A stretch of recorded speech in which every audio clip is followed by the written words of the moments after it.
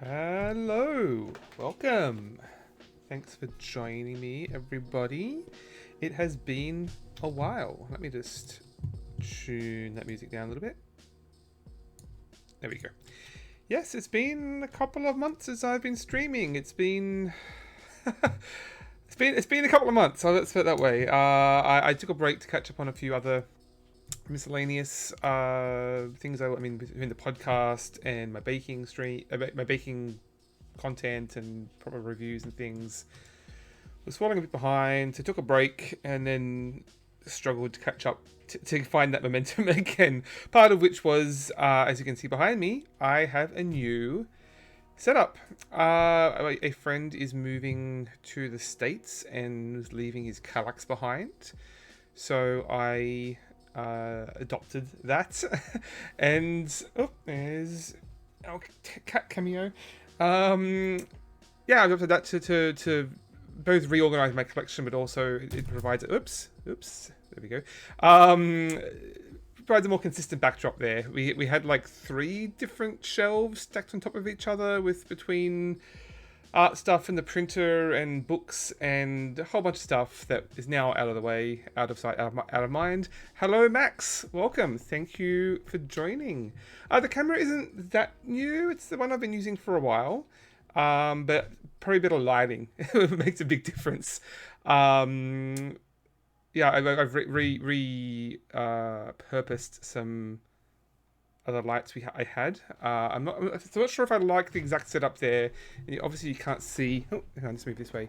A lot of it just yet, but a little bit of a nice showcase I thought there for my Lego and things. At least until more games arrive and I need that space, which might not be that long considering what just arrived.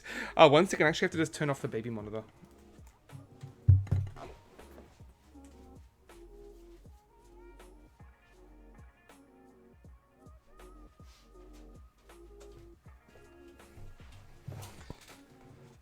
Oh, because kid is definitely not sleeping. Speaking of kids, I hear you are expecting another Max. Congratulations. Which I think takes you up to 4 now.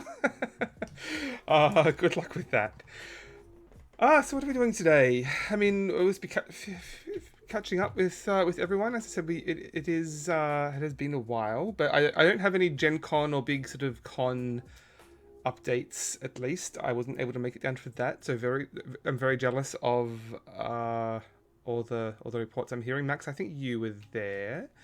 And Legends, hello, welcome. I don't remember if you were at I don't think you were at Gen Con, Legends, but please correct me if I'm wrong.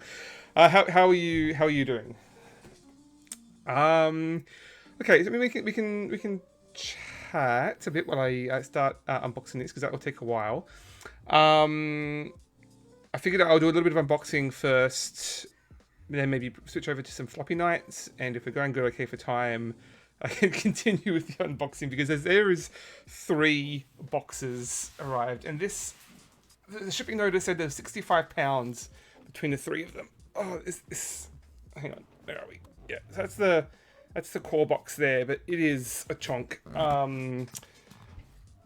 It's not even going to fit on the camera there, so I'm going to have to unbox it first, I think.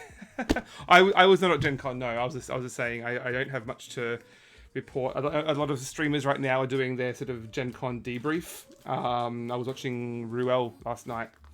Very jealous of all the fun that was had there.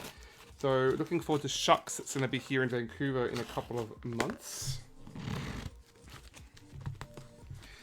Okay, have either of you heard of Oathsworn? It is a big miniatures fantasy combat game. I wouldn't call it a dungeon crawler. It's more of more akin to Kingdom Death Monster, I believe, in that each like scenario is you fighting one big beastie and maybe a few smaller beasties, but it's like a boss battler. But it does have that sort of idea of sort of like Gloomhaven, where you have the town mission where you're talking to people and doing busy work and upkeep, basically in a good way, I presume. And then you have the sort of battle phase where you go out and fight something in the wilderness. I've been hearing nothing but good things about this one. This game looks real. Heard nothing but good things. Yeah, like from what I mean, obviously you're gonna get a little bit of bias with people being invested in a Kickstarter like this, but by all accounts, it is living up to the hype. So I'm glad for that. I don't know. Like I backed this was a couple of years ago that I backed this, and to be honest, if like we're on Kickstarter today, I probably wouldn't back it for various reasons, but more to do with like, you know, finances and the state of my collection right now. Okay, so yeah, I still don't know if this is going to fit on the...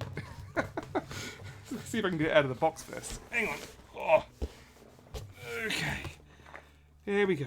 So, I mean, ostensibly my favourite type of game is the big, minis heavy sort of fantasy dungeon crawler. But it's not really a game that's easy to get, a type of game that's easy to get to the table. And, I mean, as of when this was on Kickstarter, I didn't really have a game like that in my collection. I guess, Mansions of Madness will be the one exception as a big minis game. But it's more about the narrative. I mean, the setting obviously isn't fantasy, but the narrative is more is more of the focus. There's not much sense of progression between missions or anything like that, which I really like. That's what I like about RPGs. You know, number go up, and a sort of persistent storytelling. Oh, let's see if we can get this there. Okay, so that's the core box. I think I don't know if the monsters are in there, because the cool thing about this is I think it's something like a dozen scenarios, like missions. Each one has you fighting a big beastie, but you don't know what those are. Like it's basically like legacy game style boxes. There's a bunch of boxes with the miniatures inside them, and you don't open those boxes until you need to. So no idea what's coming up in this campaign. The only one they showed off was this big dire rat thing with like lots of mini rats running around as well. So I have no idea what else, what other type of creatures you're going to face in this game. And the minis are huge. I'll dig out at least one of them to show off. I'm not sure if they're even in that. If the miniatures are in this box or if they're in one of the other ones. This might be because I think the base game had like standees. So this is just like cards and the characters and everything. Now, the next box, a little bigger, but not quite as heavy, thankfully. Oh, mystery box 1 and 2, which I think. Oh, hang on, where are we? Yeah, here we go. I think these might be the. Those might be the actual like monster miniatures. I do regularly recall there's also a secret box, like just like a Kickstarter sort of. I think it was like a stretch goal, basically. But it's a secret. You don't know what's inside, and so I mean, I warn you before I do that, for spoiler reasons. But I'm kind of keen to find out what's in there. Sorry, I think I missed something. Oh yes, Legends. What was the campaign game that you played this year? Okay. Cool. Okay, listen to the reminder at least. Let's see if we can shift this around. Okay. Alright. So what do we got here? Oh, yeah, so there's two boxes in here. So let's find out what it is. Oh, Wonder Book. That's right. Yes, I remember you telling me about that. I didn't realize it was like a campaign style game. Okay, come on, get out of there.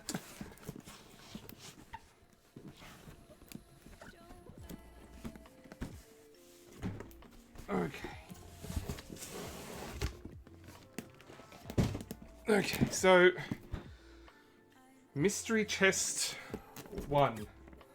Not entirely sure what that is. If that's the creature minis or what. I guess we'll find out. Will this even fit?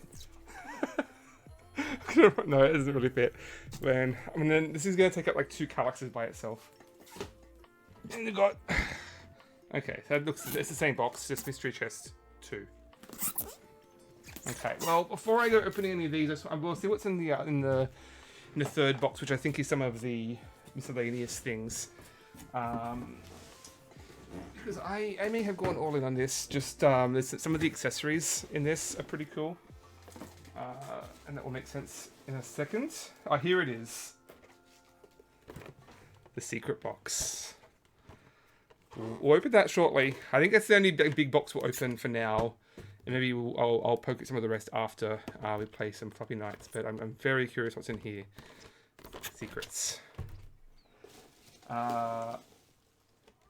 Yes, the armory. Okay, so one of the reasons I jumped on this, like I said, I didn't really have a big fantasy dungeon crawler game in my collection.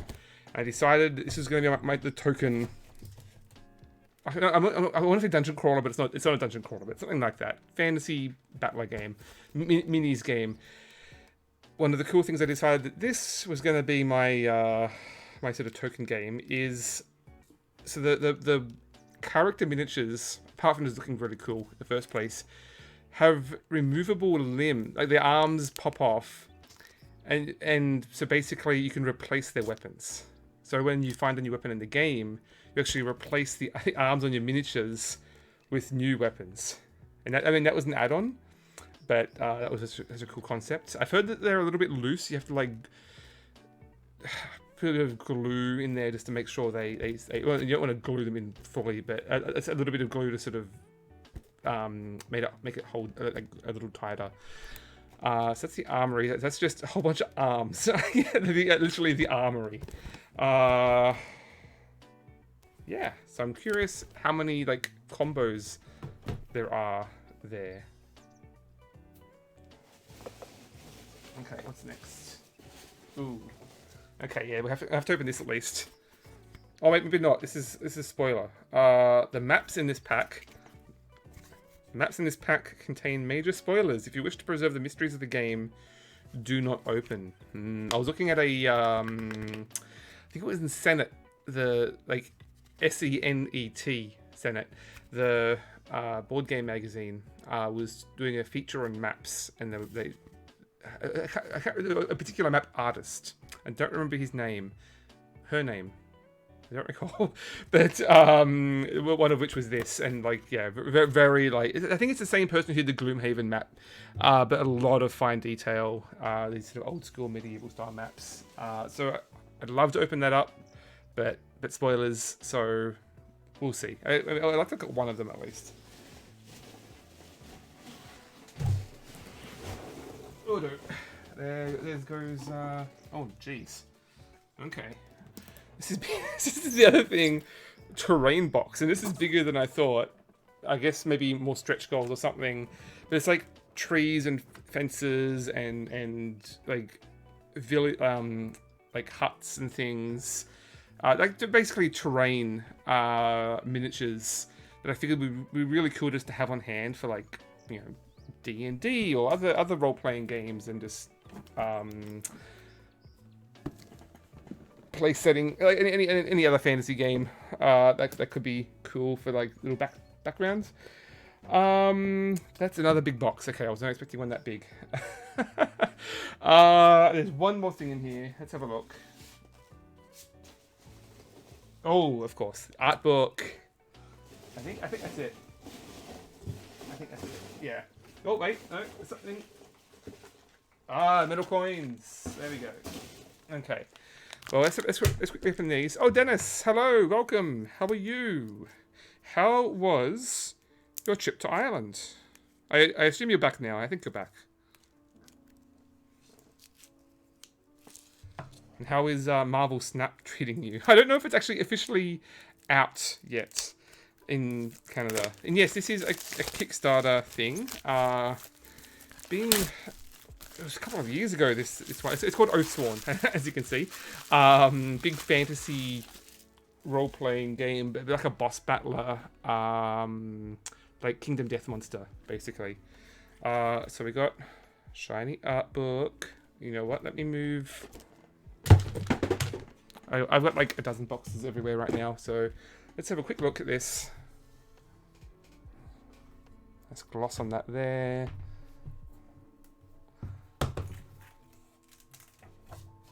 Oh, I don't like that. Hang on, no, the glares in the way. Brands.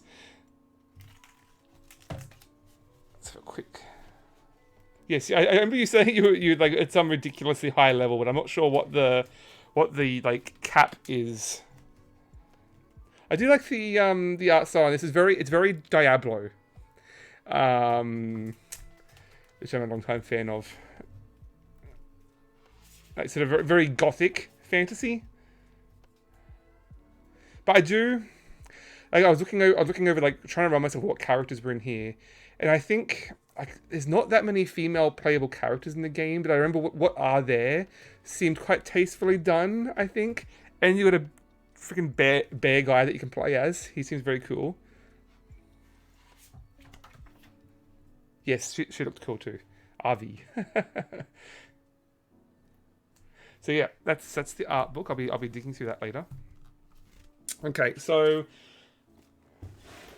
why don't we find out what's in the secret box? What's in the box? Quickly, there's the metal coins here. To be honest, they don't look like particularly exciting. I have so many nice metal coins now. I'm at the point where I don't go out of my way to add on metal coins anymore because I already have enough. Like Merchants of the Dark Road came in recently. They had really nice coins. These are pretty basic. It's just like the number, a little bit of filigree background, but nothing particularly exciting. And they're all the same color. I'll just like I have a collection now that I can just use for whatever game I want, and I also have iron clays, so I don't need any more metal coins unless they're doing something like particularly special, basically. Okay, so this is last warning. We are opening the secret box. Actually, speaking of which, has anyone else received a Kickstarter secret? I got one other one recently. Here we go. Secret box. This you may open this box. Thank you. You know what? Why don't we move this big box out of the way too? The only other one where I got like a secret part of a Kickstarter was Burn Cycle arrived recently. And I'll actually go and grab that and show you the secret that was in there because they did reveal it recently.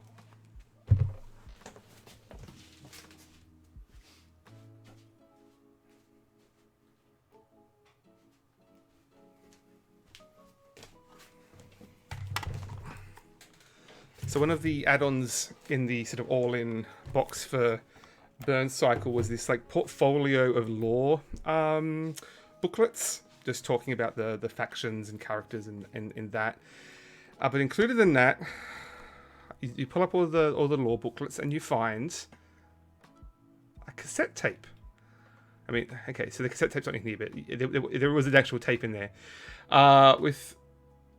there is like a track list there, but they're all like parody names. Oh, there is right. There is. Okay, so on the back here, there's actual songs, but it's a pretty wide variety of like genres and time periods. And on the back is like robot parody versions of those songs, if I can get them to focus. But it's all right. But then I said, how the hell am I going to play this? I haven't had a cassette player since 1999, and then I realized that right next to that was this little thing. It's a relatively cheap one. I'm not sure how easy they are to come by these days, but it's a cassette tape for my awesome mix.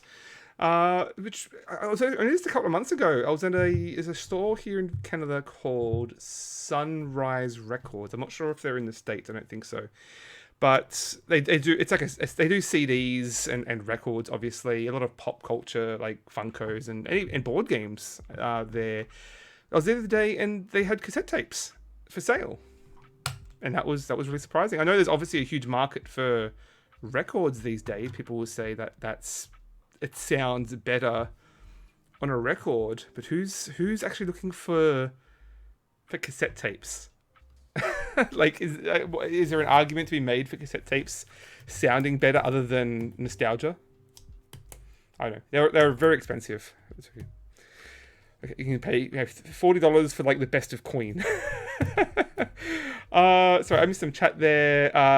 Dennis is back. Hooray! We should catch up soon, Dennis. Marvel Snap is amazing. Still only available in the Philippines. That makes sense. There's no cap. Level is just for unlocks and a certain point they become repeats. Is there, like, when you get repeat cards, can you just like turn them into like currency or something? Like in Hearthstone, what was it? It was like fairy dust or something that you can then use to craft whatever cards you want. Okay, so let's find out what's in this box, and then maybe we can check out some Floppy Nights. Analog audio, almost as good as digital. Yeah, I mean, I'm just old enough to have messed with cassette tapes. I certainly have nostalgia for them, but not enough to go out of my way to actually sit there and actually listen to. What was the one I had? I had. It was the soundtrack to Monty Python and the Holy Grail. Which was actually, it was like partly dialogue from the movie, but partly like other skits that they'd recorded especially for this. I think I'd pulled that from my dad's collection or something. But of course, you also had the radio, and I did spend at least a few years trying to record songs off of the radio onto cassette tapes. So I am just old enough to have made a mixtape on cassette. It took me, I don't know how many months trying to catch Bohemian Rhapsody on the radio at the right time to be able to record it. Okay. Moment of truth. This is your last chance. If you don't want this spoiled. Oh, it's a miniature. It's a painted miniature. And the big bear.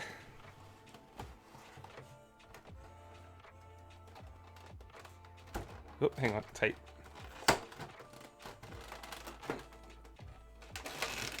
Ugh. Keep hiding extra tape on these things. Okay. Is that it? Ugh. There we go.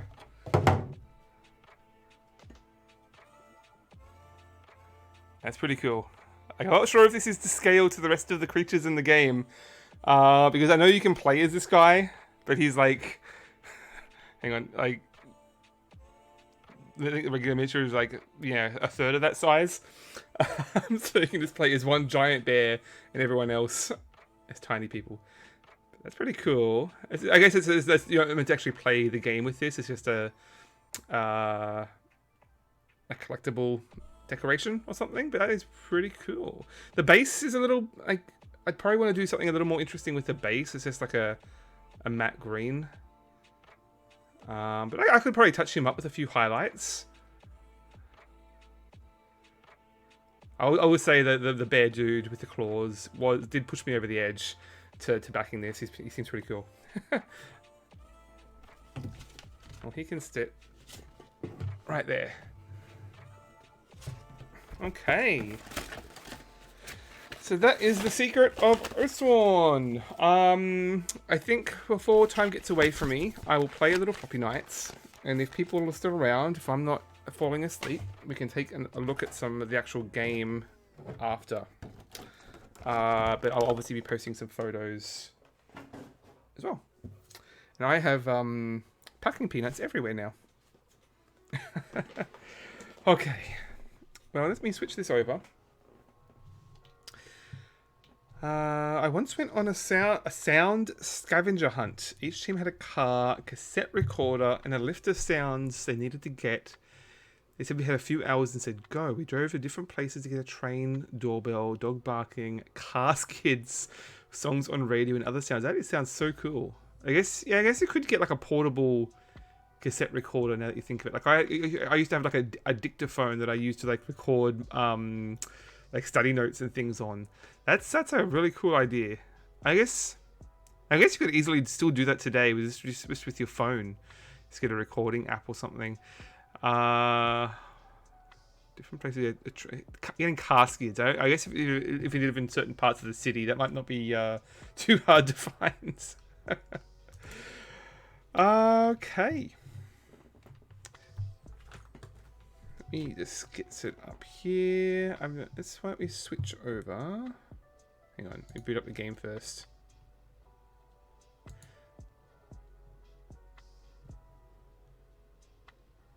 I was probably showed this earlier. So has anyone been playing any games lately? Gen Con or no? Where? Okay, now you should pop up there. Oh, well, that's one way to do it, I guess. We skid the car we're in, had one person outside the car. Excellent. I think this is... Oh, yeah, there we go. Okay, cool.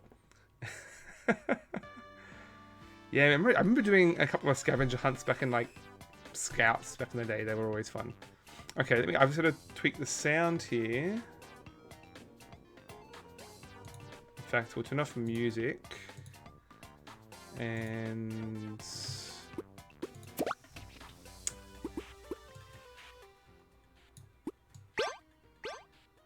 Okay.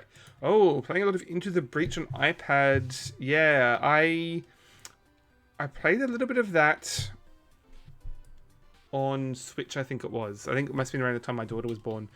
I was playing a lot of that. And yeah, I heard that it recently came out as part of, like, is it Netflix has a game service now, including Into the Breach, where a lot of people are getting into it again. And I believe there was a big new DLC recently.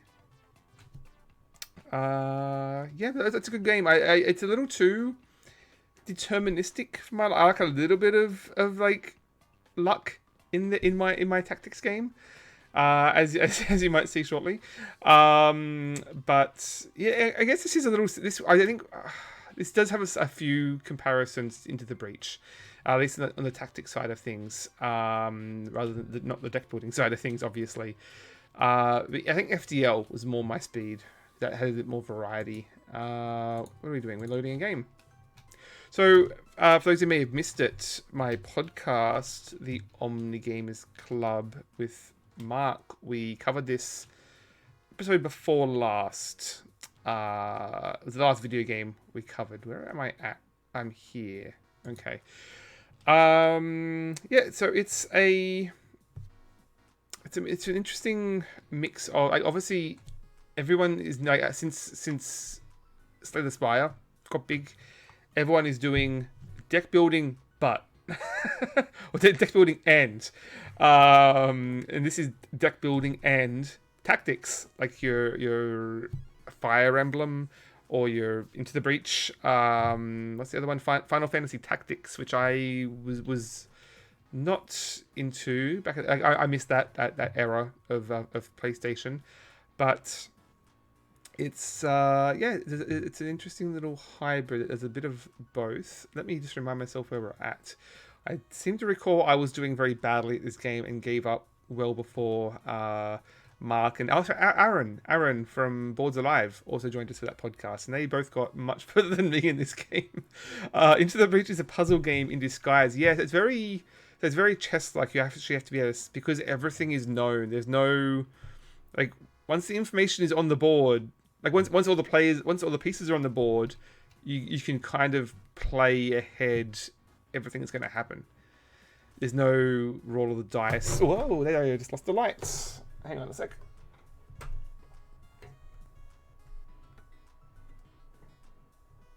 That's better. Yeah, so it's completely deterministic. I prefer my tactics to have a little bit of, like say XCOM, for example, where there's a bit of a roll of the dice, and so living, like, I like a little bit of luck to account for how bad I am at tactics, put it that way. So I can blame the bad luck. Ascension Tactics is the new Ascension deck builder with tactics. Yeah, I heard. That's a board game, right? Not a video game. I vaguely recall that. I've not played Ascension for years. One time I played it, I think it was like the last game I played 10 years ago when I left Australia. But I think I played it that one time and I did really enjoy it. I've not had a chance to revisit it, but that could work quite nicely with tactics. And then in fact, deck building tactics. Interesting. I have to look that up now. It is vaguely familiar, but I'd completely forgotten it was a thing. So before we jump in, let's just have a quick look here. So you have this isn't actually a deck builder. It's a deck constructor is the best name we've come up for it. We've been having this discussion as, like, what is the name for games where you build your deck before you play the game, like your Magic the Gathering, your Arkham Horror LCG. I'm not sure that it's really like deck constructor doesn't really roll off the tongue, and it hasn't really been used consistently. But you do have decks in this game. What are we looking at? So we've got factions. We've got our plants deck. We've got our monsters deck. We can only really have one of those at a time. I've just unlocked the monsters deck, but I don't have much to really do with it just yet. There's not. What's this? Armored and what's instigate do? Target friendly unit takes 1 damage, flips back to motivate after use. Okay, so you just ping your own creatures for a buff. Okay, we'll throw it in and figure out how it works. What we can also do is we can craft our own cards to add. Are there any monster cards? There's not any monster cards, so we'll just have to make do. If we lose this, I'm going to go back to my plants deck because that's much more sort of leveled up. I always say deck builder for Dominion and build deck for Magic. This is more confusing. So someone was saying, like, because you already say, like, collectible card game or living card game, that's kind of what you'd use. But I'd still like one term to describe that mechanic since under the umbrella. Let's have a look. So, is this game on Switch? I imagine it probably is. I should say it is on Game Pass. That's where I am playing it, both on Xbox and PC. It's got to be on Switch. Let me look that up.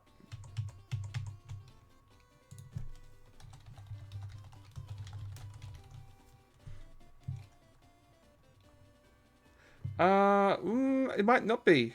It's not even on PlayStation. It's only on Xbox, Windows, and Mac.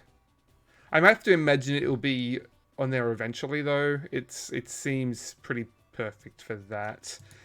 Okay, the story, you don't need to really know much about it. I don't remember her name, Gage or something. She's a child inventor. She's trying to enter a science cup, and has her AI friend Carlton. She's invented, and he can like summon floppy knights, like with using floppy disks, can summon creatures to fight, and we are trying to beat our rival in this, I believe, from memory. Oh, sorry, Phoebe. Phoebe is her name. It's right there. There you go.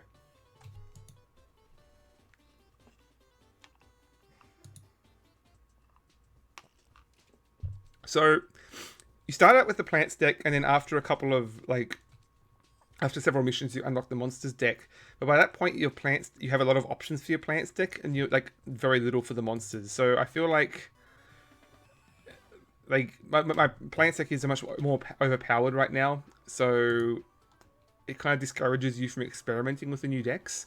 So, we have to defend a beacon for 10 turns. So at least there's 2 beacons, at least one of them has to survive. So, okay, so we have a hand of cards. So at the start, we basically have our leader card. So we have to summon our leader first, and our leader has to go into this starting zone here. So we'll bring him out, and then we get our hand of cards. So our hand of cards. So okay, so let me pull back for a second. The actual tactics game is very simple, grid-based game. Actually quite deterministic. You know exactly how much damage a monster is going to deal. So this guy, for example, always hits for 1, has a range of 1, and can move 3. This big fellow up here always hits for 4, has a range of 1, and can move 2. So similar to Into the Breach, you know exactly what enemies are hit for, roughly where they're going to go. It doesn't actually spell out where they're going to move, but you can kind of intuit it. What mixes that up though is your deck of cards is going to limit those options. Legend says my favorite card game on Switch is Cardpocalypse. I don't know that one. I played a bit of Slay the Spire on Switch and every other platform. I tried playing this on Xbox, and it was a little fiddly. It was like maneuvering around the grid, but I feel like on Switch this would work pretty well. I played Fire Emblem on Switch, but I don't think I played any of the card games on Switch. Okay, so we have our big fellow, our big boy, who hits very. He hasn't hit for very much. Only hits for 1. He has 8 health, but every time he takes a hit, for every HP he loses, he does an extra damage. So you want him to be low on health, and he hits for a lot more. Gain 1 attack for each missing HP. So our hand of cards can be either to move someone that's already on the board. We have an attack, or we can summon more creatures. I think the first priority is getting something onto the board. So we have this fellow, a little imp here. So he only has 3 health, but attacks for 4. That's pretty good. And speed 3. So he hits pretty hard.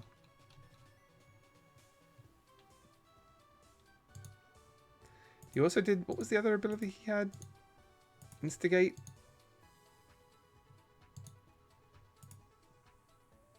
Oh, it's not showing anymore. That's okay. Oh, sorry. Okay, so when you play a monster, it adds cards to your hand. So the monster... a monster card in your hand will both let you play that monster to the field, but also add cards related to that monster to your hand. Okay, that's coming back to me now.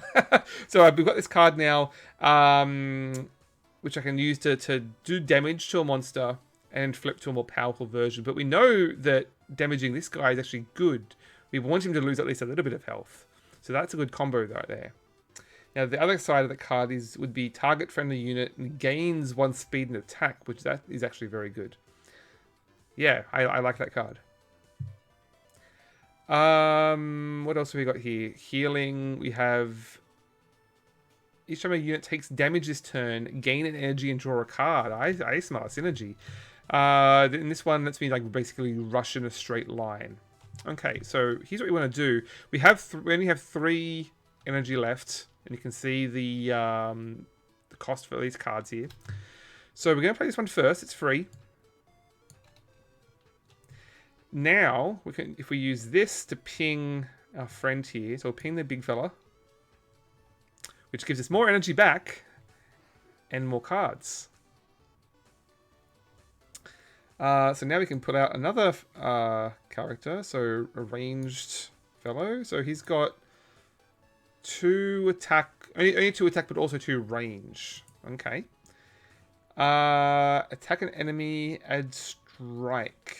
Attack an enemy for 0 energy cost. Okay. Unit gains a speed and attack. Oh, that's right. Okay. So we've got 3 left. We want to start moving towards these beacons. What are we going to do here? If I can maneuver the big fellow in such a way that he can get to... Like he can bull rush straight through here. Let's try that. So if I move here, so we'll move him down to here.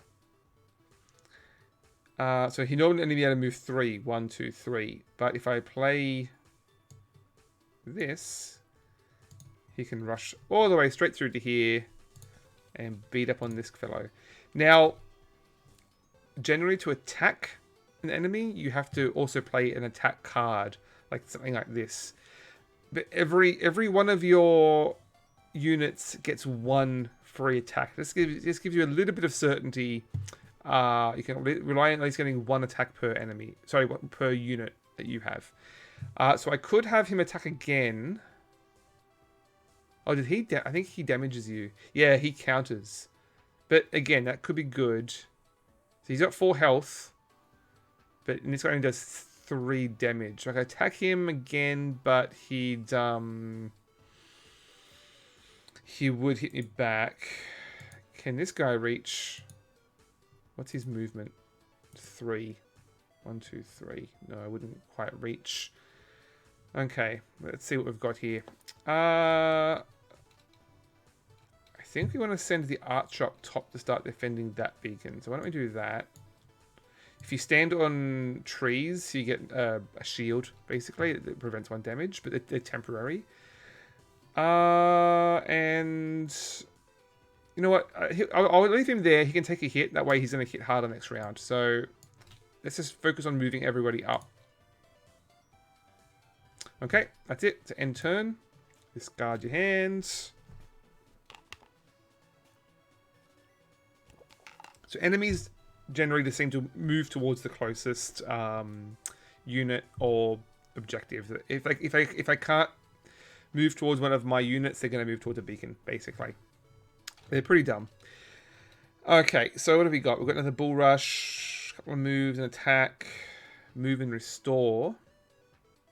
But now, see, he's lost 4 health, so he's dealing 5 damage now. So I can one-shot him and can start taking a beating on this big fellow here. Because I don't want to risk getting too close to him, because he can one-shot my leader now. So I don't want to let him get close to me unless I know I can take him out. So I'm gonna let him come. I'm gonna let him come to me. We'll bide our time there. For now, let's just. Oh, I don't need to use that because I got my free attack. Let's just take him out.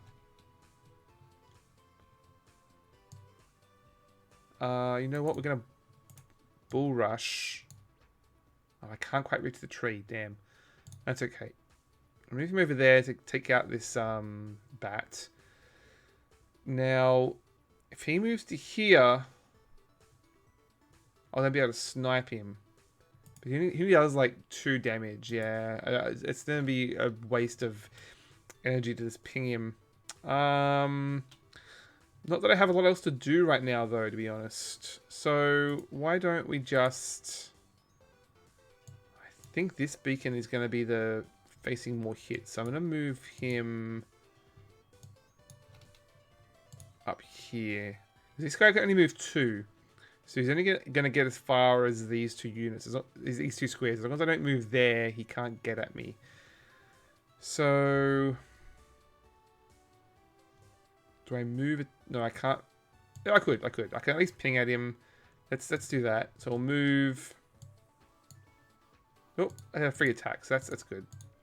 Free attack. Extra attack. And then we'll move him back to safety. Okay. Now you can see the enemies have... oh, he can walk on water. I forgot about that. You can see that they have these summon portals. So this round, we'll be getting new enemies on each of these, the ones with the 0 on it, basically. That's bad. So what have we got here? We've got... he attacked me, but he's actually now be doing 6. So I could rush the big fellow. Where's that going to get me? I'd need 2 movement for that to work.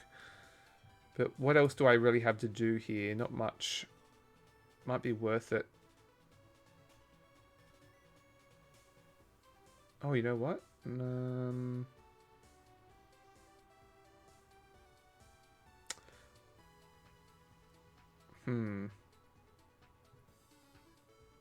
know what? We may as well take this one out.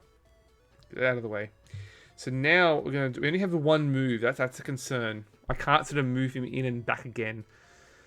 So what we could do... yeah, I can't even get anyone to this guy because I only be able to get 1 of them up to him, and then he'd be...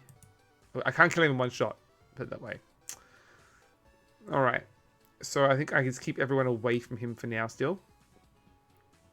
Why don't we move you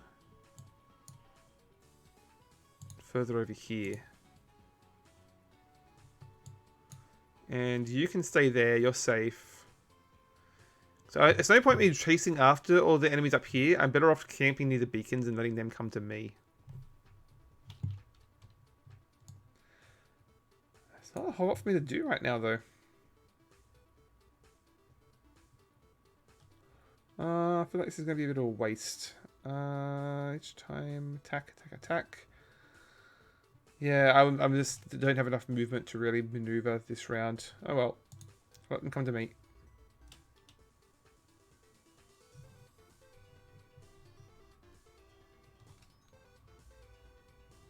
Oh, yeah, we've got a lot of enemies on the board right now.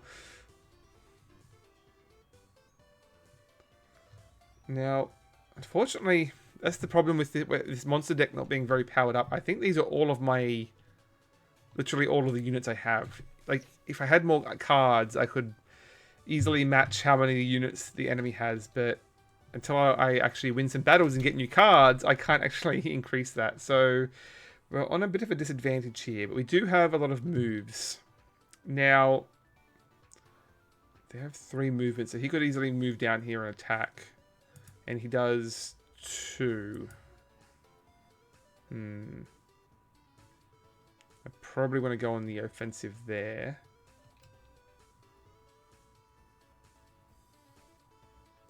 Add strike. Right. Oh, that's right. He's range. Is he? No, he's not ranged. He's not ranged. But he can... I think they can move through water. I think water just stops movement, basically, is the only restriction there. So I could take 2 movement to get anywhere. I really want to take care of this big guy, but my archer... It's going to take way too long for my archer to do it. Okay.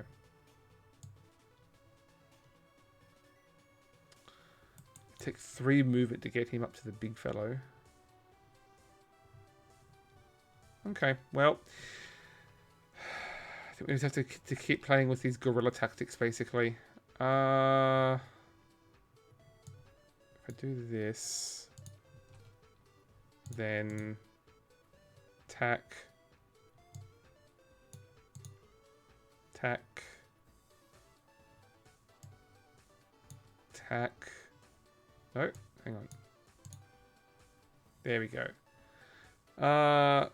So I can finish him off next round, but I need to move him back to safety. Now, I think I want him to be a little closer to the action where he can sort of ping everyone. And I'll leave the big fellow down here to defend the beacon.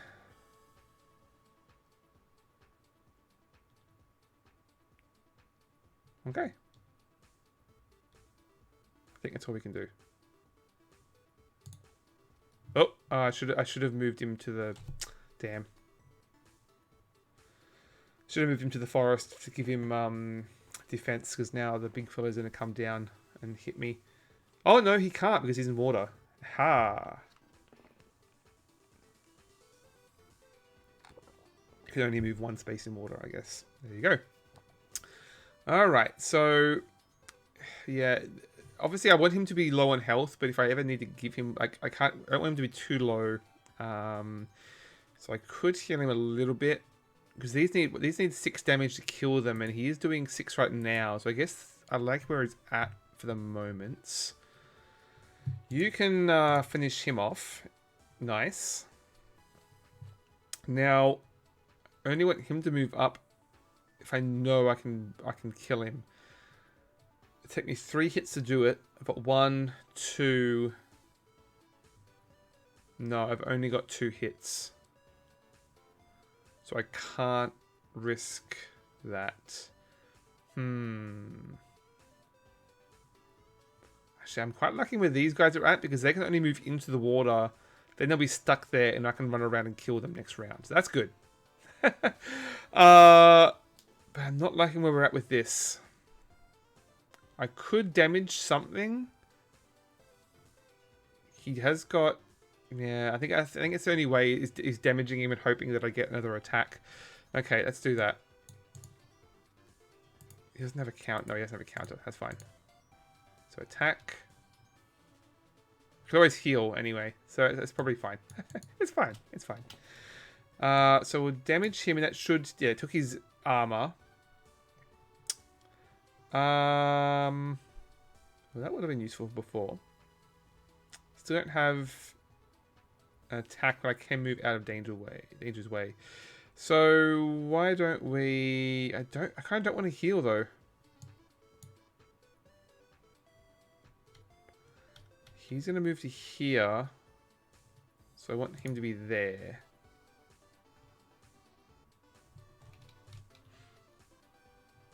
You know what? You can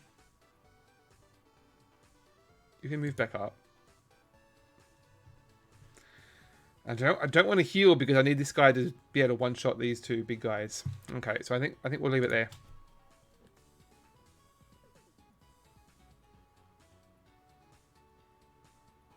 Uh-oh. Didn't see that. My archer can take care of him. He doesn't do much.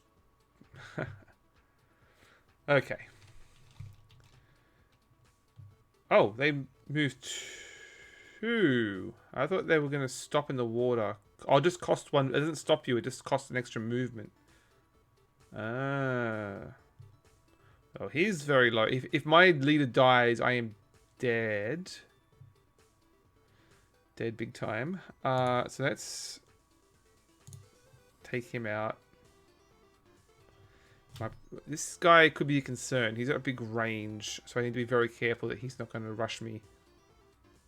And I don't actually have any more attacks. I don't have any other attacks. That's not great. Well, for now, that means I'm going to have to run away. You can move over here. And let's get you attacking this beastie. Oh, I should have played this first.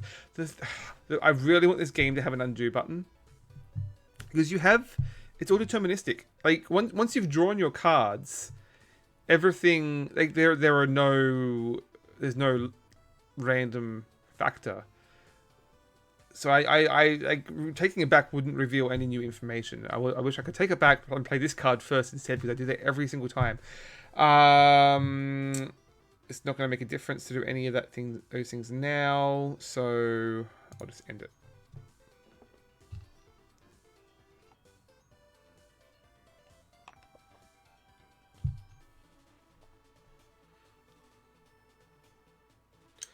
So I think we have to defend for 10 turns, and I don't know where we're at.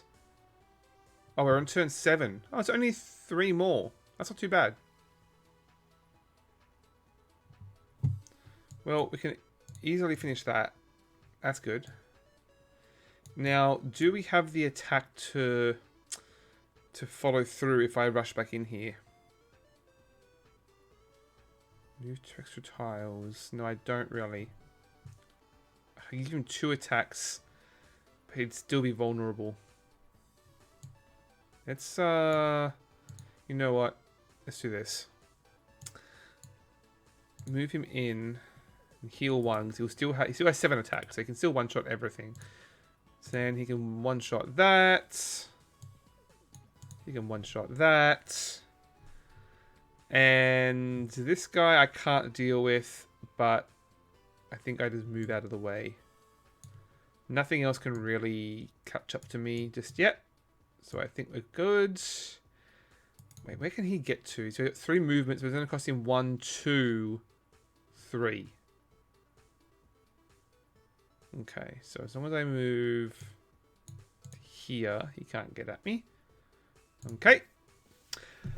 Like Marvel's Midnight Suns from Firaxis. You never miss to the randomness is card draw. Is that game out? I thought that was like, didn't it just get delayed? Or have you did like just judging off previews on that?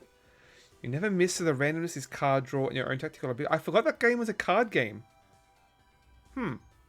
I'm tentatively curious about that. I don't have a lot of love for Marvel. I know. But I do like XCOM, and the whole apparently it's got like the whole relationship building element out of XCOM. XCOM doesn't have relationship building, but like you're getting attached to your specific characters and like leveling them up and stuff. So that sounds cool, having that sort of persistence in specific units. It depends on how they treat the characters, though. It seems like it's a little different from the MCU, at least. So if they give them an interesting sort of treatment, I'm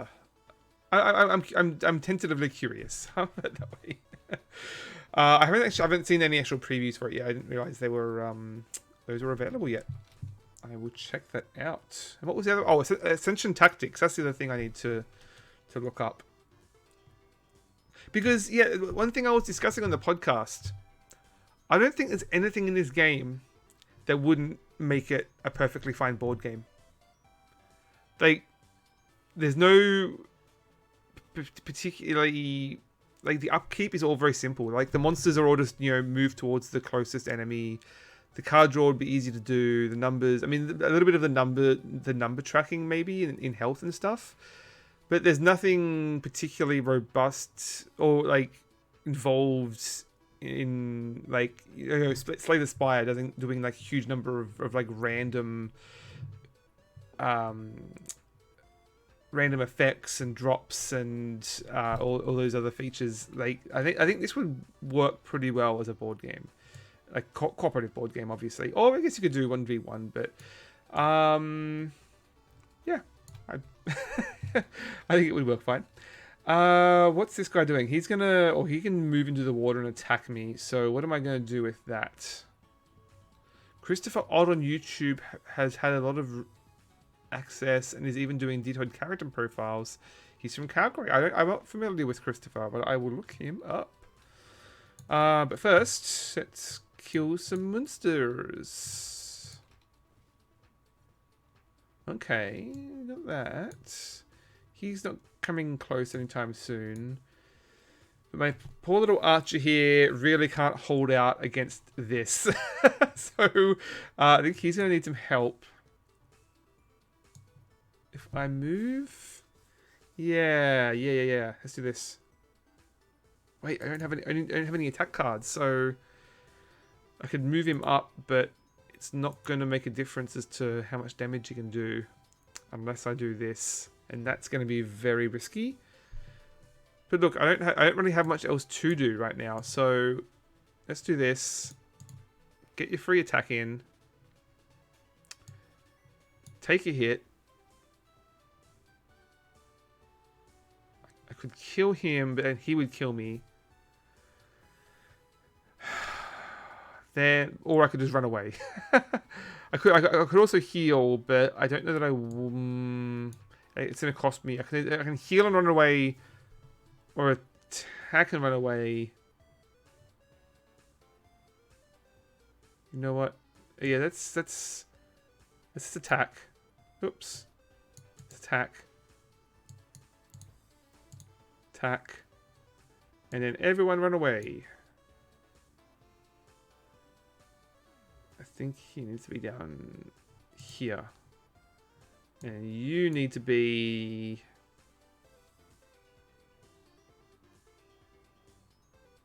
there. Okay. I found him from his amazing XCOM series. Interesting. I don't remember if I was discussing it on stream, or maybe someone else's stream, how it would be cool to do an XCOM run. Like, streaming an XCOM run, but like naming... Or the characters after, like, our fellow streamers. I think it may have been you, Dennis, that mentioned someone else had already done that or done something similar. I love XCOM. I'm just terrible at it. I've tried a couple of years ago. I went through this phase of trying to beat it on like the highest difficulty, or it was either the highest difficulty or was the Long War, the sort of mod that like explodes the game out to like a much more longer and involved campaign, and I must have tried it like half a dozen times, like half a dozen new campaigns, and I just couldn't make it happen. There's a little bit too much randomness in that game sometimes. Okay, I think we've only got 2 more rounds to go.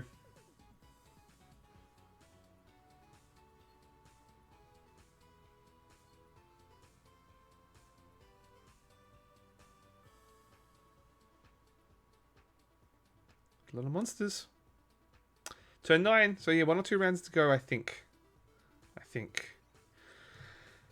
Okay, so he's going to cross the river. So I can't risk him attacking just yet. I could just go to him. He's the only thing I've got to worry about there. So now this guy... I don't like my chances of taking him out. Because he hasn't got a heal on him. Look, you know what? Before we forget, let's just take him out. So what if I do is kite these guys around for a bit before I win the game, right? We have to hold out. We don't have to kill everything. So let's do this first. Attack that. Easy. Now I can get 2 attacks on the big fellow here, but that's not going to be enough. So I think what we do is we get rid of the little one. We damage him at least. No one can really take 2. Oh, you know what? Archer can take 2 hits. Well, that would have been handy before I did that. So I think my only option is to cheese it. Oh, hang on. And cheese it.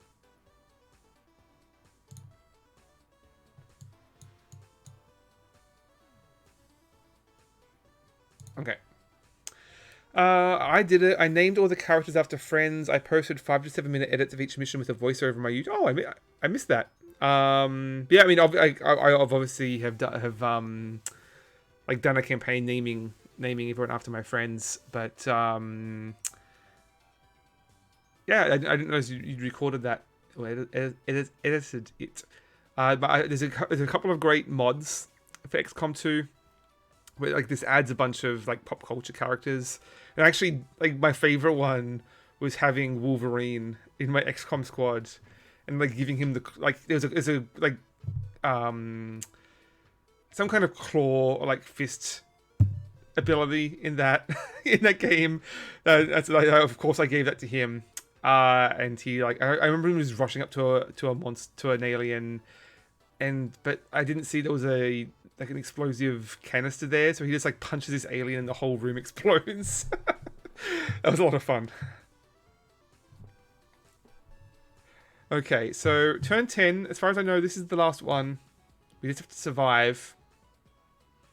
These guys can't reach me. I've only got 1 movement. Hang on. Yeah, no, I can afford to give him my health. And then kill that. Some years and years ago, long before Twitch and meeting you. Yeah, I'm obviously, like, a lot of people have done that, and I just it'd be cool to revisit that with all the streaming friends we have now. I know Calvin is a big XCOM enthusiast. It'd be fun to see him do something like that. Move and attack, I guess.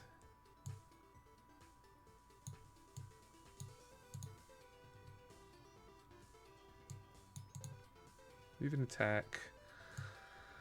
I think I just run away. Nothing else can get at me now.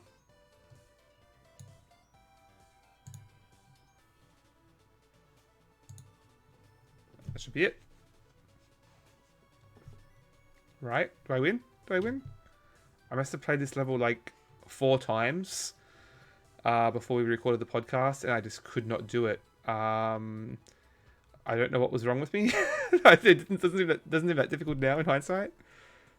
Yay! So we get some more cards. So every time you win a mission, you get a card to add to your deck. If you complete the bonus objective, which was to not lose either beacon, then we get some coins we can use to craft like a card of our choice.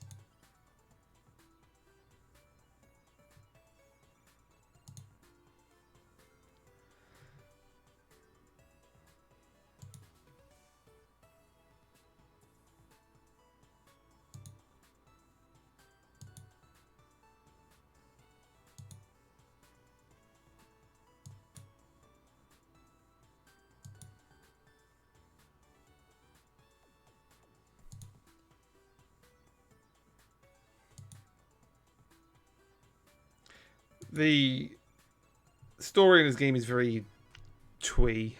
Like, either by the power of the self-determination, we can do whatever, we can do anything. A little bit too earnest at times, but it's fine. So what did I miss there? I made it all the way to the final mission and then posted that because it was so... No, I never posted it because it was so boring. It must have been XCOM 1 now that I think of it. That last mission was awful. Yeah, I get them confused, the two games. But I mean, XCOM 2 has a lot more going on now, especially with the War of the Chosen DLC. That makes the game more interesting, sure, but a lot harder. Those like mega beasties you can find are very hard to beat. We'll do one more level. I can tweak my deck. Add. Oops, no. You can mix and match the decks. I'm not clever enough to go to getting too experimental with my decks. Keeping it simple. So we've got monsters, we've got some heals for when if we push too far on the self damaging. So we've got this Mothman. He can fly and attacks all adjacent enemies. That sounds cool. Can we craft anything? Ah, yes, we have some monster cards now. So attack an enemy for +2 damage, but you're only going to use it once. Unit takes 2 self damage and gain 1. And I've already got enough to that. Like 1 energy. Like spending a card for 1 energy, not the best. Because my big guy is the only one who really wants to take damage. And I think we've got enough of that. Armor and boost. Ooh, when you use it, it turns into a stronger version of itself. That actually sounds good because I can give that to the big fellow after he's damaged. So we're definitely going to craft that. Add 1 charge to your hand for each unit. We did run out of movement. No, we didn't. We ran out of attacks, I guess, was the main thing there, wasn't it? Still, we can give you multiple movements if you get stuck. But it's also 2. Yeah, I don't know. We definitely just want more units on the board. Look, I'll buy it. We don't have to put it in our deck. Okay. So let's add those cards. No. Oh, sorry. Monster deck. Add that. Add the second archer. And we want to add this one. Let's just try it. Fine. I'm all about fat decking. Like, just give me the biggest deck with all the interesting cards. I don't want to like build lean, efficient, like tiny decks. I want a huge stack of cards that do exciting things and just roll with it. There's a video game came out a couple of years ago. I think it might be Rogue Book. That apparently is very much built around that concept about just build a huge deck and have fun. I think it's by Richard Garfield.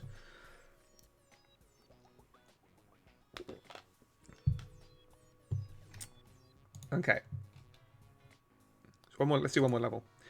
Oh, I did not read the objective. Let's find out.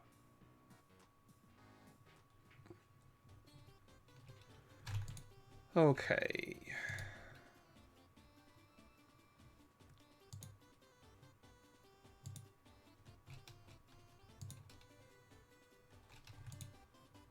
Okay.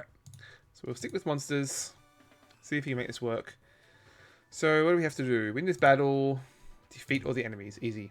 And don't lose any units. So if I lose one of my regular units, they just go back to my deck. I get like a trash card in my hand. So generally it's fine. Here I don't want to, obviously. But if I lose my big guy, then game over. This deployment zone seems strange. It has an exclamation mark on it. Let's use it and find out. Marvel Snap is 12 cards to a deck. Very tight, very fun. Yeah, I don't mind that so much. There's only so much you can do with 12 cards, I guess. But if I can put more cards in my deck, I'm going to. Is Marvel Snap good about letting you have like multiple decks saved?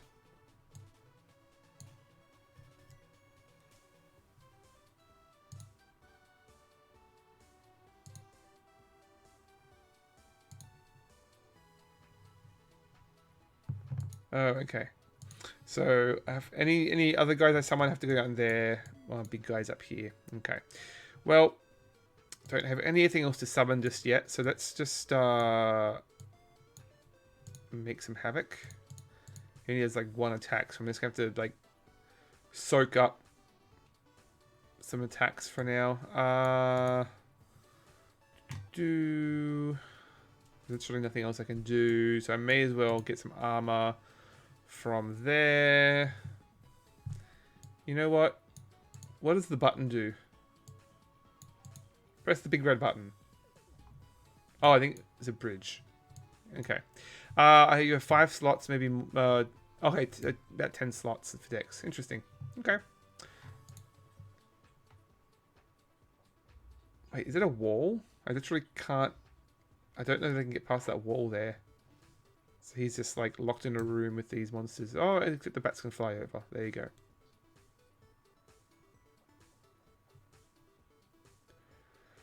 Okay, we got some more monsters. We do. I would like my moth about now, but at least we've got... No, it's just Quiver Kid. Okay. Well... He's not going to do much. Do I have anything that's going to add more damage?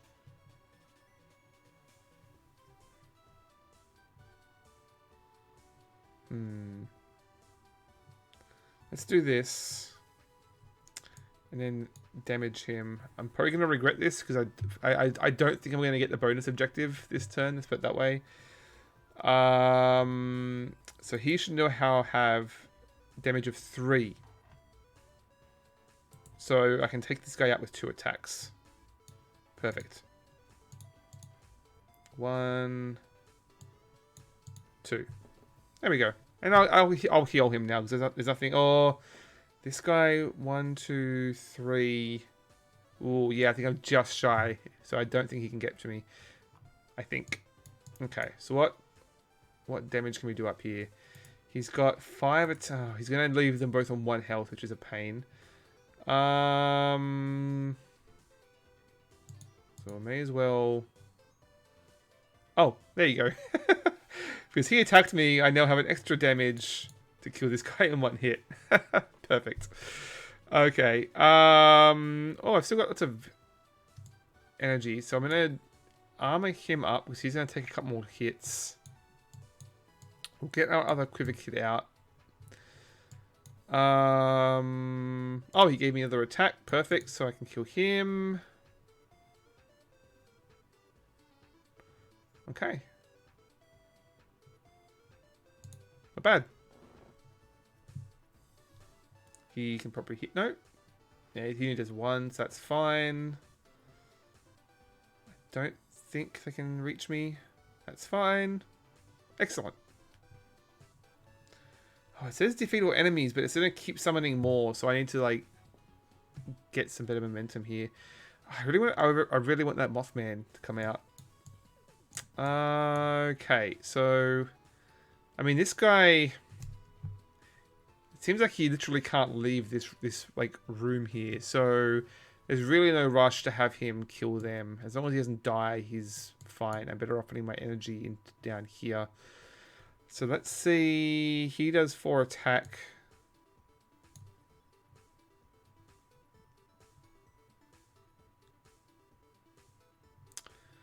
Okay.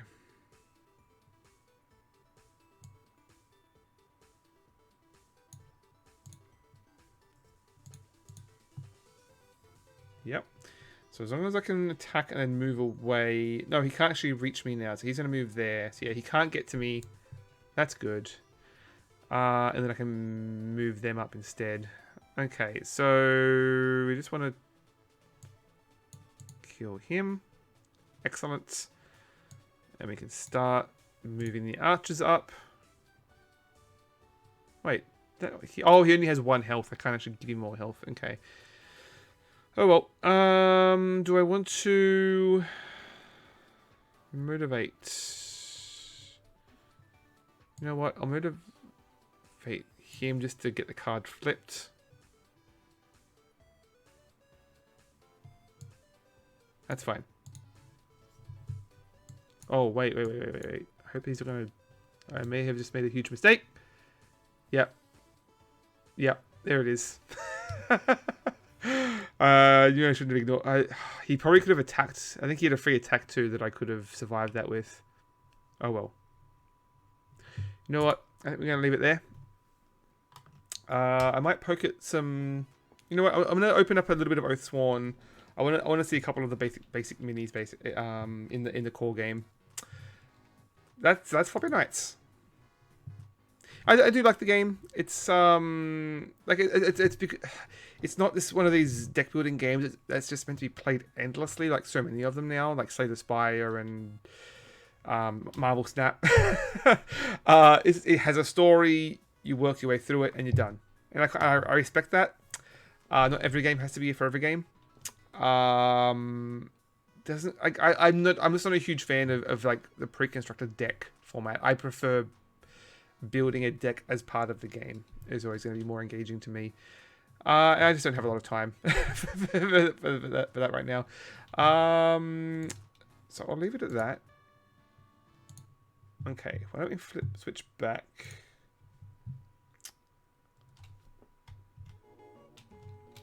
There we go. Okay. Now, which of these dozen boxes is the core game box? Is it this one? Yep, heavy one. Hang on. Let me... Gotta limber up for this. Okay.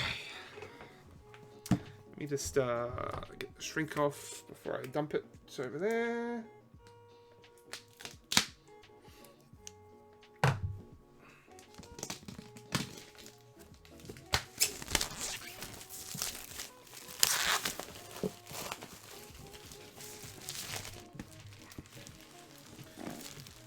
Whew. I think so the three boxes combined were £65.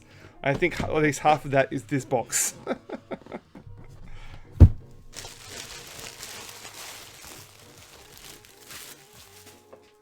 All right, let's have a look.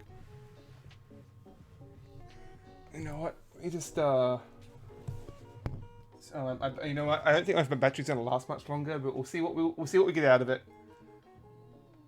Just zoom it out slightly.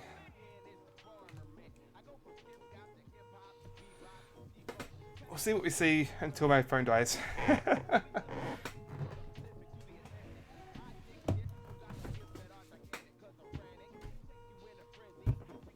Okay. So, warning. The Deep Wood holds many mysteries, and so does this box.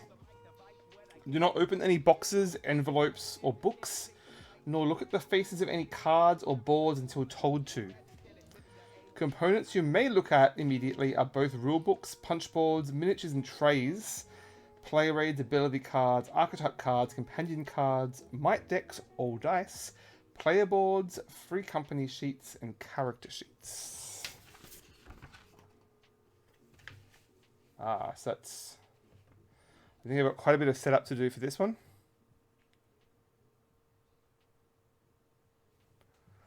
I'll dig through that later. You know what? Is there somewhere I can plug in a phone charger maybe? No, I don't think so. Let's see if I've got enough. Mystery envelope. Ooh, it's got some heft to it. Okay. There's a bunch of envelopes here.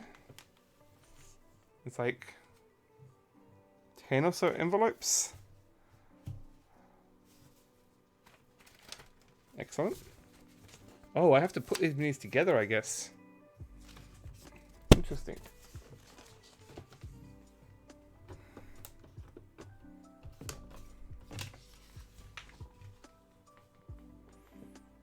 Huh, I didn't realize you actually have to construct them. I did hear though that, yeah, I think they're a little bit loose, but you can glue them together. Obviously, not gluing on the arms though, because you are able to remove the arms to replace the weapons. But there's what, 6? I guess there's 12. heroes. Oh, here they are. Let's take a quick look at these. A couple of these before my Oh wait, no, I don't have to construct them. So why is? Oh, I think it's just the parts you can take off to replace them, perhaps. That's strange. Okay, let's take a look though. Before battery dies.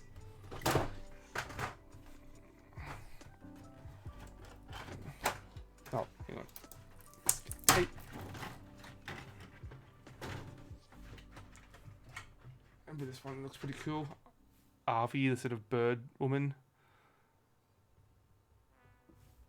They're a bit glossy, the miniatures. Like, I don't remember got many looking this glossy. But, oh yeah, I can see the arms pop out. And so you can give her a different weapon if you like. Is that, I think, did both arms pop out? The heads pop out? Yep, the head comes off. There you go. I'll have to experiment with that a bit and see how well they hold together. It's a pretty cool mini. Like they're quite big, like a little bigger than you would normally have for like your default hero size miniature. Where's polar bear does not have a head. Hang on. So I'm guessing this is the same fellow as the giant mini we have. They're a bit glossy, so I think they're showing off very well on the camera here. Obviously the grey as well. Yeah, his head is particularly loose. They do feel a little bit fragile. But I think it's only the arms really that you want to have. What else have we got here? Oh, yep, someone's lost an arm. And a head. And a head. Oh, it's the priest, I think.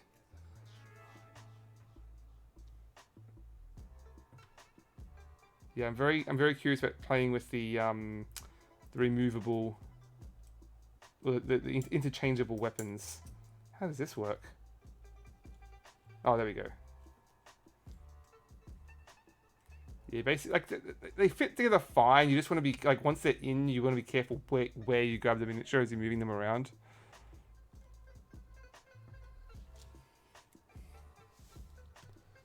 Oh, this one's entirely in pieces. They did not have a good time.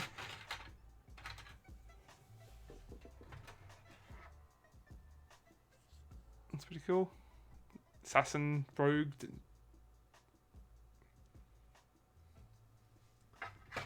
Do you want to try and paint some of these? I'm not sure how much time I'm going to have, but we'll see. This is a very, I can't remember what this character is called, but a very sort of Zerg queen.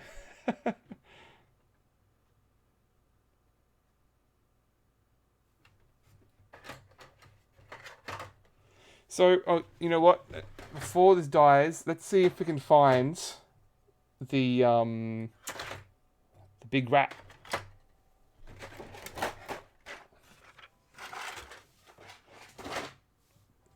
So these are, I think these are like allies, or like or mini monsters or something. Got the, oh my goodness. Okay, so there's the board and chits. How many dice are we dealing with here? Bunch of basic dice there. These are quite nice. The D6s but have like a nice speckled colour to them. Where's our? No, it must be in the you know what, the monster miniatures must be in the other mystery boxes, I think. Considering there's no monster miniatures in here, this is still a very heavy box. I think it's all just like journal, like paper, basically. It's just all the booklets and things. What is this? Very old school little trackers. They look pretty, I like the aesthetic in those. Which reminds me, so there is an app. The story has an app to run you through. The narrator of the app is the actor James Cosmo, who some of you may know as Commander Lord Mormont from Game of Thrones. I also know him he was in one of the Discworld movie. Oh, I think no, it's fine. Still alive. It was Color of Magic. He was like the Arch Chancellor in that. Very old school actor. Oh wow, this is the weight. It's just this big bundle of booklets. I think that's where most of the weight is, to be honest.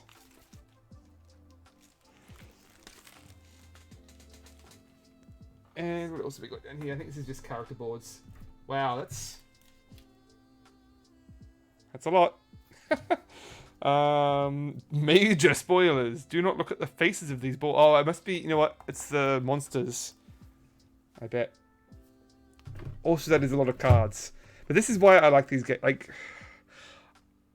I love the old school Fantasy Flight games that has like 10 decks of cards with like just, you have to shuffle like every deck for each game and try and find somewhere on the table. In theory, that's my favorite kind of game. It's very hard to get them played, but I do love it. Like the original Arkham Horror. Like I don't even know if I like the game, but I just like the brazenness of it to just have that many decks of cards. Okay. Oh yeah. So this is. I guess I punched out all those chits into the little organizer here.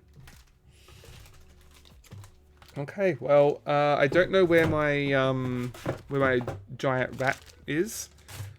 I'm guessing these are. Yeah, some of these like the character decks. I think each character must have their own deck of cards by the look of it. Yeah, that's a lot. It's going to take a while just to work through all of this. I don't know that my phone's gonna. Oh no, it's got 8% left. We can do this. Let's find that rat.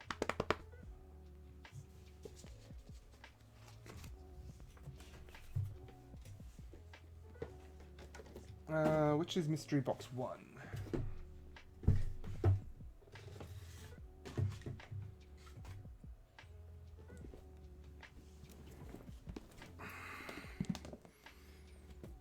We'll open a box regardless and find out what's in there.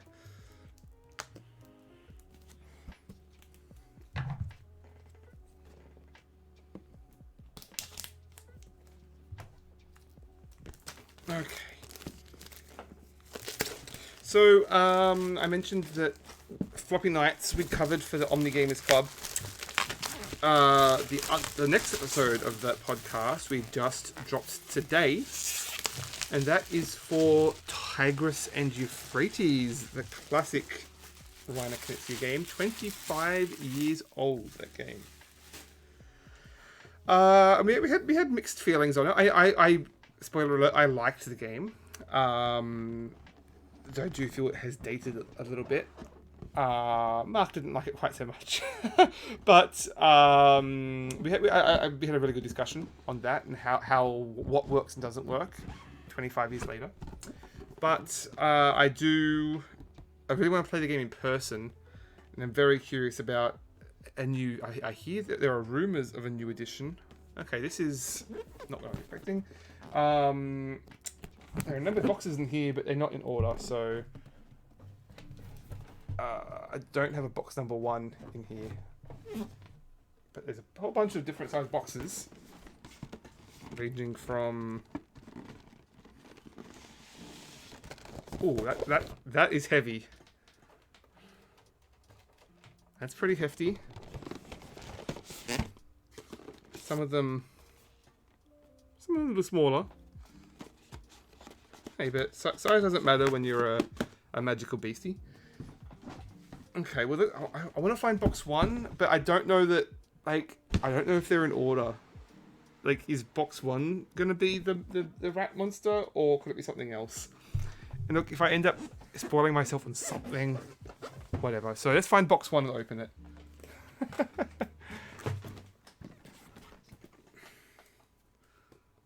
spoil myself on one monster, there'll be plenty more. It's fine. They did, like, as part of the Kickstarter, they did have a link where you could, like, look at the spoilers and find out exactly what was in the game. I was good. I didn't look at it, so I don't know what they mean for. But sorry, I got distracted there. What I was saying, Tigris and Euphrates, tentatively planning to stream that sometime soon. With Mark, we'll play it together online. Make him give it one more shot. Here we go. Oh, box one. Whew.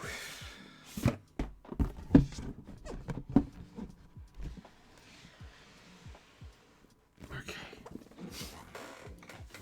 Now, it's either a giant rat or something entirely new. Let's find out. So yeah, stay tuned. We'll be streaming some Tigris and Euphrates soon. I'm not sure if that'll be next week, maybe the week after. I do have another baking stream I want to do. For those of you, yeah, here it is. So for those of you who saw my, I've been playing a lot of Bug Snacks.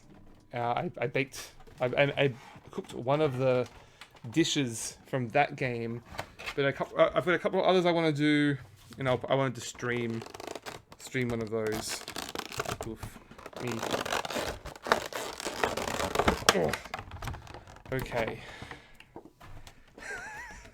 It's a little bit ridiculous how big this miniature is.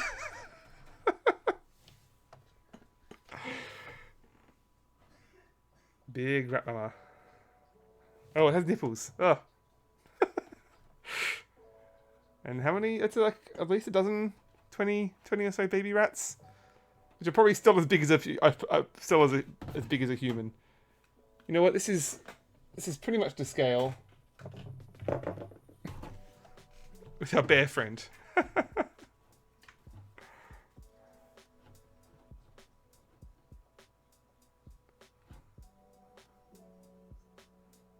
Cool. So yeah, these are hefty. But this game is a boss battler. So it's not just a dungeon crawler game. This is what you're fighting for the first game. Like, you just plonk this down in the middle of the map, and that's the mission. It's very very much Monster Hunter, Kingdom Death Monster, and it's quite different. And it's gothic without being quite so much. Like, Kingdom Death Monster seems a bit much, if you know what I mean. It's just trying a little too hard. Yes, so much plastic. I will be honest. Like, I say that, like, environmental sustainability is definitely a factor for me, and that is another thought where I probably wouldn't back this today. But it's too late now. I am a sucker for big deluxe components and like things like this. And this was ostensibly going to be my one miniatures game, and partly because the terrain and the characters could be reused in other things, perhaps. But I'm like, no more plastic. I am capped out on plastic in my collection, put it that way. So I think we'll call it there. It might be a little while before I get to this game, between actually unboxing it and I'm tempted to try and paint at least like this and a couple of the heroes before I start. And I still have to play Descent. Like, in the I bought this as my token fantasy miniatures game, and in the meantime, Descent came out. So I'm halfway through a campaign of that, which we need to finish. But this is apparently very good solo, for what it's worth. Okay, so that is that. We played some Floppy Nights. We unboxed a lot of boxes, and there's a lot more to go. I'm gonna find room for all this nonsense. Thank you so much for joining me. Good to be back. I don't know. I mean, previously I was trying to stream twice a week. The Sundays weren't really working. Like, there's very little. Like, people I kind of figured it might be a nice sort of chill downtime, and not many of the people were streaming, but no one's watching streams on Sunday night, and it was a little bit quiet. And I've usually got other things I'm trying to wind down for Sunday night, so I don't think I'm going to do that for now. I'm going to try and just stick to the one night a week, see if I can keep that up, and then we might add on some more later on or for special occasions. So yeah, thanks so much for joining me. I don't think there's much else to report. Oh, I did do my last Oath feast. I've been doing dishes for each of the 6 factions in Oath. I just released the last one, so check that out. We just dropped the Tigris and Euphrates episode today. You listen to that, and if you haven't heard that, the next episode is going to be on Citizen Sleeper. That is the video game.